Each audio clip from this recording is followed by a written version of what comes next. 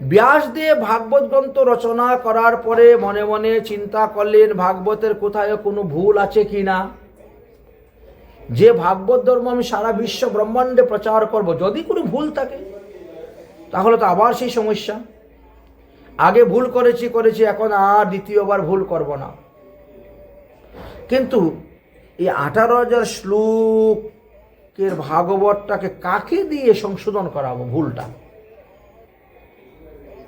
অনেক চিন্তাধারা করতে করতে করতে করতে হঠাৎ মনে হলো যে আমার তো একটা বিশাল বড় শিষ্য আছে, নাম হলো তার জৈমিনী। এত বড় শিষ্য যে বিশাল বিদ্বান, তার মতো বিদ্বান আর কেউ নেই। তাহলে আমার ওই শিষ্যকে দিয়ে গ্রন্থটাকে প্রুফ দেখাতে হবে কোথায় কোনো ভুল টুল আছে কিনা। এবার আমি অমল পুরাণ জগতে প্রচার করব, যার মধ্যে কোনো মল নেই। এই জন্য জৈমিনীকে ডাকলেন।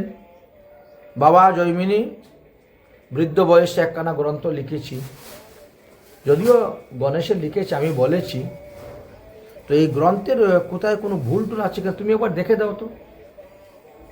ঠিক আছে গুরুদেব। আরম্ভ করলেন ভাগবতের এমাতা থেকে অমাতা পর্যন্ত দেখতে কোথায় কোনো ভুল আছে। দেখতে দেখতে দেখতে দেখতে এক জায়গায় একটা ভুল পেয়ে গেলেন। ভাগবতের নবম স্কন্ধের 19 অধ্যায়ে 17 নম্বর শ্লোকে ভুল ধরলেন। গুরুদেব, এই শ্লোকটার মধ্যে ভুল আছে। কি ভুল আছে? আপনি এই শ্লোকের মধ্যে লিখেছেন বলবান ইন্দ্রিয়গ্রাম বিদ্যাংশম অপি কর্ষতি। এইখানে কিন্তু ভুল হবে, এটা এর সামনে একটা অকর্ষতি হবে। আমাদের ইন্দ্রিয় যতই বলবান হোক না কেন, যিনি জ্ঞানী বিদ্বান তাকে ইন্দ্রিয় কিচ্ছু করতে পারে না। জ্ঞানী তার জ্ঞানের দ্বারা ইন্দ্রিয়কে পরাজিত করে দেয়।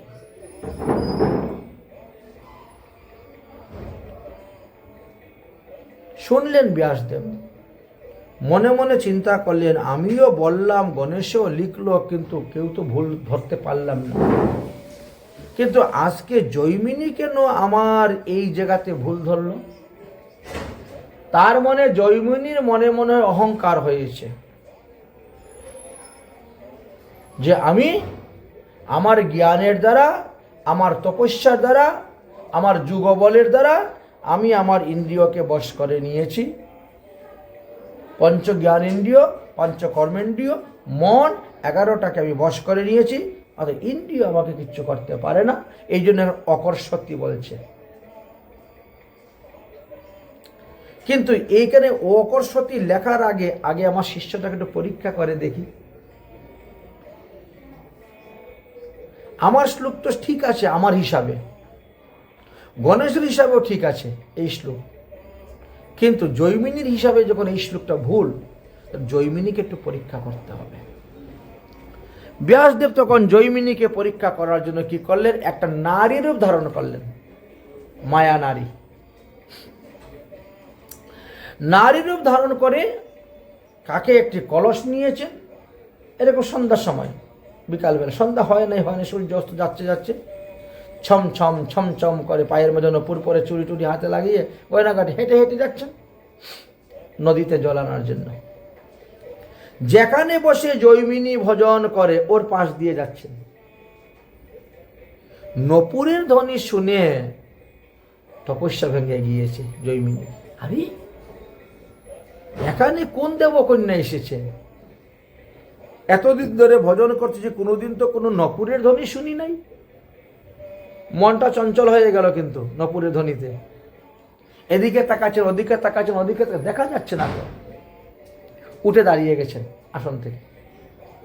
দাঁড়িয়ে যাওয়ার পর দেখছেন এক রমণী যাচ্ছে জল নেওয়ার জন্য, দেখতে শুনতে খুব অপূর্ব সুন্দরী।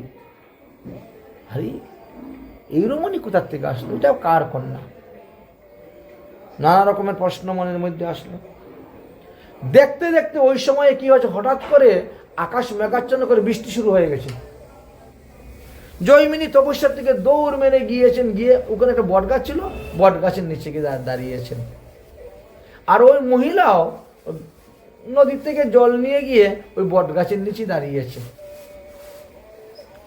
মহিলাটার শরীরে একটা সাদা পাতলা কাপড় ছিল পরা।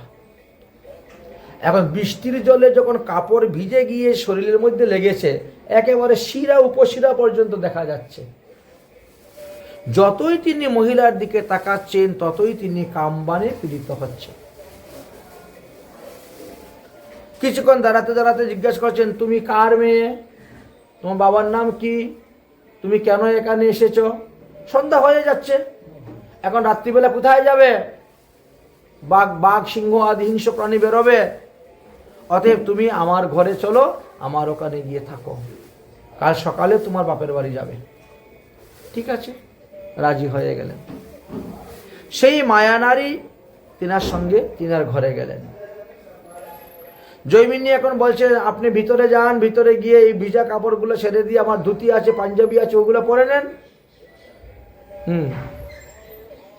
ধুতি পাঞ্জাবি যখন পড়তে গিয়েছেন, জৈমিনী তখন ওই মেয়ের অঙ্গ প্রত্যঙ্গ দেখার জন্য চালের উপরে উঠে চাল ফাঁক করে দেখতেছেন। কাম এমন এক বস্তু, সে জ্ঞানকে হরণ করে নেয়। ওই মহিলা বলছে, তুমি এদিকে তাকাচ্ছ কেন? তুমি জানো আমি কে? আমি এখন অভিশাপ দিয়ে তোমাকে অন্ধ করে দেব। নেমে গেছেন। দেখো দেবী, তোমাকে দেখে মনে হচ্ছে তোমার বিয়ে হয় নাই, আমারও বিয়ে হয় নাই। তাহলে আজকে রাত্রে আমরা দুজন গন্ধর্ব বিধি অনুসারে বিবাহ করে নিই। আর বিধান তো আছে গন্ধর্ব বিবাহ, গন্ধর্ব বিধি অনুসারে আমরা বিবাহ করে নিই, দুজন স্বামী স্ত্রী ভাবে বাস করবো, থাকবো। মায়া নারী বলেন, না, এভাবে হবে না। আমার বাবার একটা প্রতিজ্ঞা আছে। আমার বাবার প্রতিজ্ঞা হলো, যে পুরুষ হাঁড়ির কালি মুখের মধ্যে, আগেকার দিনে মাটির হাঁড়িতে রান্না হতো, কাঠের উনুনে রান্না হতো, তো হাঁড়ির নিচে কত কালি পড়তো। যে পুরুষ হাঁড়ির কালি তার মুখের মধ্যে মাখবে, ঘোড়ার মতন হবে, আমি তার পিঠের মধ্যে বসবো, আর ঘোড়ার মতন সে আমার বাবার কাছে নিয়ে যাবে, তার কাছে আমার বাবা বিবাহ দিবে। এটি হলো আমার বাবার প্রতিজ্ঞা, বাবার পণ। অতএব আপনি যদি আমাকে বিয়ে করতে হয় তাহলে তাই করতে হবে। জৈমিনী এতে রাজি হয়ে গেলেন। রাত্রিবেলা রান্না বান্না হলো, দুজনে খাওয়া দাওয়া করলেন। সকালবেলা ওই হাঁড়ির ছাইগুলো মুখের মধ্যে মেখে ঘোড়ার মতো হলো। মায়ানারী তার পিঠের মধ্যে বসলেন, আর সে নিয়ে যেতে শুরু করলো। চলছে, এই আর কত দূর, আরে এই তো এসে গেছি, আর কত, এই তো এসে গেছি, করতে করতে একেবারে ব্যাসদেবের আশ্রমে গিয়ে বসে, এই তো আমি আমার বাপের ঘরে চলে আসলাম বলেই পীঠ থেকে লাফ দিয়ে নেমে গেছে। নেমে ব্যাসরূপ বসে গেছে। ঘোড়ার মতো আসছে, তো অনেকক্ষণ পরে পিঠটা খালি হয়েছে, উঠে দাঁড়িয়ে, এ কি গুরুদেব আপনি?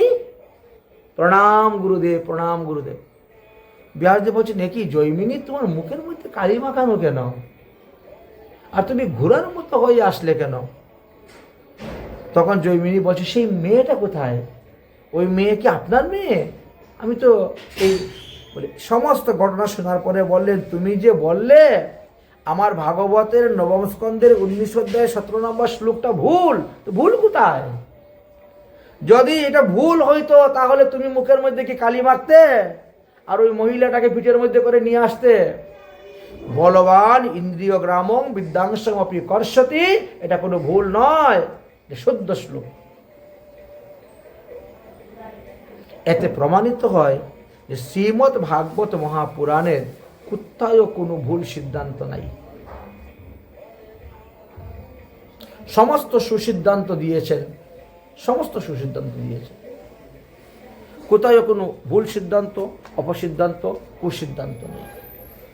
এই জন্য ভাগবতকে বলা হয়েছে কি ফল, নিগম কল্পতরুর গলিত ফলম, বলছেন না, যে ফলের কোনো কিছু ফেলতে পারবেন না, উপরের কুশাও ফেলতে পারবেন না, আর ভিতরের আটিটাও ফেলতে পারবেন না, ফেলার মতো কিছু নেই। সিদ্ধান্ত স্থাপন হয়ে গেল, বললেন যে এখানে বিন্দু মাত্র ভুল নাই, ঠিক আছে, অতএব সম্পূর্ণ ভাগবত শুদ্ধ, কোথায় কোনো ভুল নেই। এইবার আমি ভাগবত ধর্ম প্রচার করব, কিন্তু কেমন করে প্রচার করি? আমার সুখ পাখি তো এখনো ওই বনের মধ্যে বসে তপস্যা করতেছে, তাকে আমি কেমন করে খুঁজে বের করব? এত বড় গহীন বনের মধ্যে কেমন করে তাকে খুঁজে বের করব? হঠাৎ ব্যাসদেবের মনে একটা শ্লোক মনে পড়েছে। শ্লোকটা কি? আত্মা রামশ্চ মনয় নিগ্রহাম অপি উরুক্রমে করবন্তি হইতু কিঙ্গি ভক্তিং মৃত্যুং তু গুণহরি। এই শ্লোকটা হঠাৎ করে মনে পড়ে গেছে। এই শ্লোকের অর্থ হলো কি? ভগবানের লীলাকথার এমন শক্তি, এই লীলাকথা যদি কারো কানের মধ্যে প্রবেশ করে, সে যত বড়ই সমাধিস্থ হোক না কেন তার সমাধি ভেঙে যাবে। এমন শক্তি, সমাধি ভেঙে যাবে। এখন আমার ছেলে তো বনে গিয়ে সমাধিস্থ হয়ে বসে গেছে, বাইরের কোনো কথা তার কানে ঢুকে না। কেউ ঢুল পিটিয়ে গেলেও শুনতে পায় না, কেউ গান গাইলেও শুনতে পায় না। এখন আমি যতই চিৎকার করে ডাকি না কেন, ছেলে তো শুনতে পাবে না। কিন্তু ভগবানের লীলাকথার যে শক্তি আছে, ও কিন্তু শুনতে পাবে। এই যে আত্মারামশ্চ মুনয়, এই শ্লোকের ব্যাখ্যা সার্বভৌম ভট্টাচার্য জগন্নাথ পুরীতে বসে করে মহাপ্রভুকে শুনিয়েছিলেন 9 প্রকারের। মহাপ্রভু তখন ওই শ্লোকের ব্যাখ্যা শোনালেন 18 প্রকারের, একটা শ্লোকের ব্যাখ্যা। পরে সনাতন গোস্বামী যখন মহাপ্রভুর কাছে গিয়েছিলেন ওই আত্মারামশ্চ মনয় শ্লোকের ব্যাখ্যা শোনার জন্য, তখন মহাপ্রভু 61 প্রকারের ব্যাখ্যা করেছিলেন একটা শ্লোক নিয়ে 61 দিন পাঠ। এমনই শ্লোক ভাগবতের মধ্যে আত্মারামশ্চ মনয়। এই জন্য সুখদেব গোস্বামী তিনি নিজেই চলে গেলেন পুত্রকে খোঁজার জন্য। পুত্ররে পুত্ররে পুত্ররে বলে ডেকে ডেকে যাচ্ছেন, কিন্তু পাচ্ছেন না। হঠাৎ দেখেন কিছু লোক যাচ্ছে। এ ভাই, তোমরা কোথায় যাচ্ছ? বলে আমরা কাঠুরিয়া, আমরা কাঠ কাটি, আবার বিভিন্ন পাখির বাচ্চা ধরে নিয়ে আসি, এনে এদেরকে কথা বলানো শেখাই, তারপরে বাজারে বিক্রি করি বহুমূল্যে। আমাদের এই 2টি কাজ। তো ব্যাসদেব বলছেন, তার আমার তো একটা সুখ পাখি হারিয়ে গেছে রে, আমার সুখ পাখিকে তো খুঁজে পাচ্ছি না। যদি তোমরা আমার সুখ পাখিকে ধরে এনে দিতে পারো, আমি তোমাদেরকে এত এত দ্রব্য উপহার দিব যে সারা জীবন আর তোমাদেরকে কাঠুরিয়া কাজ করতে হবে না, বিয়াদের কাজ করতে হবে না। এখন জঙ্গলে তো অনেক সুখ পাখি আছে, আপনার সুখ পাখি কোনটা আমরা বুঝবো কেমন করে? বলেন যে আমি একটা মন্ত্র শিখিয়ে দিব, এই মন্ত্র তোমরা কীর্তন করে করে তোমরা যাবে। যদি এই মন্ত্র আমার সুখ পাখির কানে ঢুকে, সুখ পাখি এসে তোমাদের কাছে ধরা দিয়ে দিবে। যে সুখ পাখি নিজে এসে তোমাদের কাছে ধরা দিবে, তাকে তোমরা ধরে নিয়ে আসবে, ওটাই আমার সুখ পাখি। ঠিক আছে, তাহলে মন্ত্রটা কি শিখাও? শিখিয়ে দিলেন।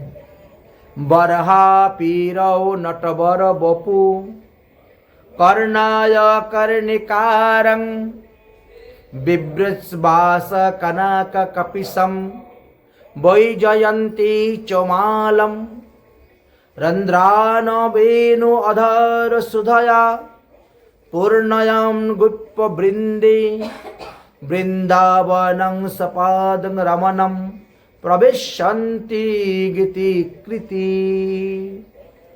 এই শ্লোক, হ্যাঁ ঠিক আছে। শ্লোকটা মুখস্থ করলো, তারা গান গাইতে গাইতে যেতে শুরু করলো। ব্যাসদেব বাড়ি চলে এসেছে। 1 দিন 2 দিন 3 দিন জঙ্গলে গান গাইতে গাই যাচ্ছেন, ঢুকে গেছে কানের মধ্যে ঢুকে গেছে। আহা হা, এত সুন্দর ভগবানের লীলা কথা কে বর্ণন করতেছে?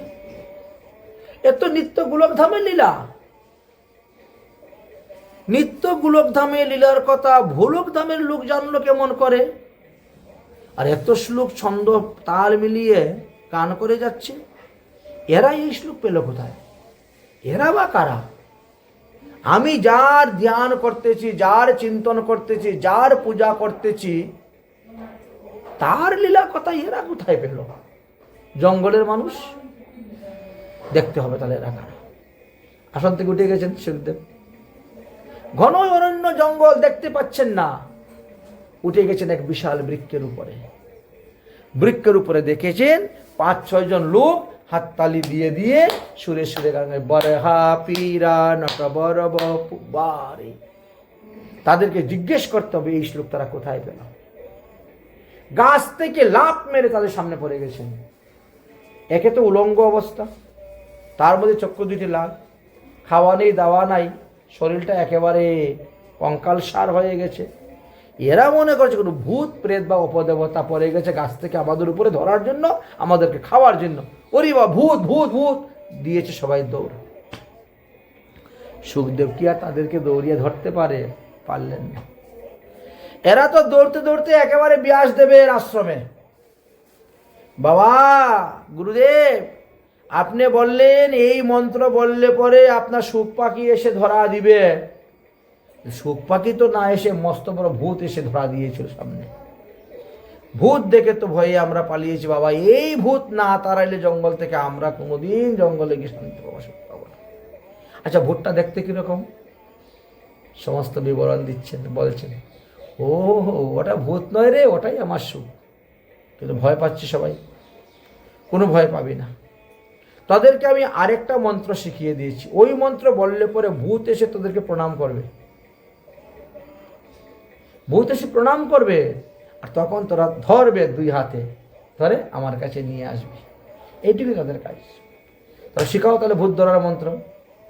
ওহো বকিয়ং স্তনকালকোটম জিজ্ঞাংসায়াপায় যৎ অপি সাধ্যম লোভে গতি ধ্রাত্তাং চিত্তাং ততুহন্নম কাংবা দয়ালু শরণম ব্রজেম। এই মন্ত্র, এইবার এই মন্ত্র উচ্চারণ করে করে যখন যাচ্ছেন, সুখদেব গোস্বামী চিন্তা করছে বড় আশ্চর্য কথা। কালকে তারা একটা লীলা কথা আমাকে শোনাইল ভগবানের, আজকে আরেকটা লীলা কথা আমাকে শোনাচ্ছে। এত লীলা কথা তারা পায় কোথায়? এত পৃথিবীর লোকে জানার কোনো কথাই নেই, পাওয়ারই কোনো কথা নাই, পাচ্ছে কোথায় তারা এগুলা? বড় আশ্চর্য হয়ে গেছে। তাই তিনি 2 হাত জোর করে জিজ্ঞেস করছেন, হে ভাই দাঁড়াও দাঁড়াও দাঁড়াও, তোমরা এত সুন্দর সুন্দর শ্লোক পাও কোথায়? বলে কেন আমাদের গুরুদেবের কাছে। তোমাদের গুরুদেব কোথায় থাকেন? বলে ওখানে থাকেন, এক জায়গায় আছেন জঙ্গলে। বলে তোমাদের গুরুদেবের কাছে আমাকে নিয়ে চলো। আমি কিন্তু এই সমস্ত শ্লোক আমার খুব ভালো লাগে, শুনতে খুব ইচ্ছে হয়, আমার খুব ভালো লাগে। বলে এরকম 1-2টা নেই, এরকম 18,000 শ্লোক দিয়ে আমার গুরুদেব কারা গ্রন্থ লিখেছেন। শুনে তো লুভে একেবারে পাগল। তাহলে তোমাদের গুরুদেবের কাছে আমাকে নিয়ে যাও, চলো। এই তো নিয়ে গেলেন, পিতা পুত্রের মিলন হয়ে গেল। দিয়ে দিলেন তাদেরকে, যাও ধন সম্পত্তি নিয়ে যাও, তোমাদের আর করতে হবে না। এই তো বসালেন, বসেই আরম্ভ করলেন ভাগবত কথা শোনা। সুখদেব 18,000 শ্লোকের ভাগবত ব্যাসদেবের নিকট থেকে শিখলেন। ভক্ত ভগবানের কথা লীলা বুঝে নিলেন। সুখদেব গোস্বামী তখন অন্তর্যামী হয়ে গেলেন। তিনি যে কোনো লোকের অন্তরের কথা বলে দিতে পারেন, বুঝতে পারেন। কারণ সুখদেব গোস্বামীও ভগবান শ্রীকৃষ্ণের অংশ অবতার। কারণ এখানে যে শ্লোকটি পাওয়া গেছে, এখানে বলছে নন্দনন্দন, বুঝেছেন? এই শ্লোকটি সংগ্রহ করা হয়েছে স্কন্দ পুরাণ থেকে। স্কন্দ পুরাণের 3য় অধ্যায়ের 63 নম্বর শ্লোকে লেখা ছিল, নন্দ নন্দন রূপস্থ স্ত্রী শুক ভগবান ঋষি। নন্দনন্দন শ্রীকৃষ্ণই এক অংশে সুখদেব গোস্বামী রূপে প্রকট হয়েছেন। বলছেন কেন? শ্রীমদ্ ভাগবতম ত্রিব্যম শ্রবিষ্যতাম সংশয়া। তিনি ভাগবত ধর্ম, ভাগবত গ্রন্থ প্রচার করার জন্য, তিনার লীলা কথা প্রচার করার জন্য তিনি প্রকট হয়েছেন। এই জন্য সুখদেব গোস্বামী অন্তর্যামী ছিলেন। তিনি ভক্ত ভগবানের লীলা কথা বুঝতে পেরে তিনি তপস্যায় বসে গেলেন। আর যথাসময়ে তিনি সেই তপস্যার থেকে উঠে এসে পরীক্ষিতের সভাতে এসেছেন। তিনাকে কাউকে গিয়ে নিমন্ত্রণ দিতে হয় নাই, বলতে হয় নাই, তিনি অন্তর্যামী, দেখতে পাচ্ছেন, বুঝতে পারছেন। এই হলো সুখদেবের জন্মকথা। তাহলে এটা আমরা কোথা থেকে এনেছি? কৌশিক সংহিতার থেকে এনে বলা হয়েছে সুখদেবের জন্মকথা। আর গৌতমীয় তন্ত্রশাস্ত্র থেকে এনে বলা হয়েছে। আপনি যদি ভাগবত সমস্ত ঘাটেন পাবেন না, এই তত্ত্ব পাবেন না।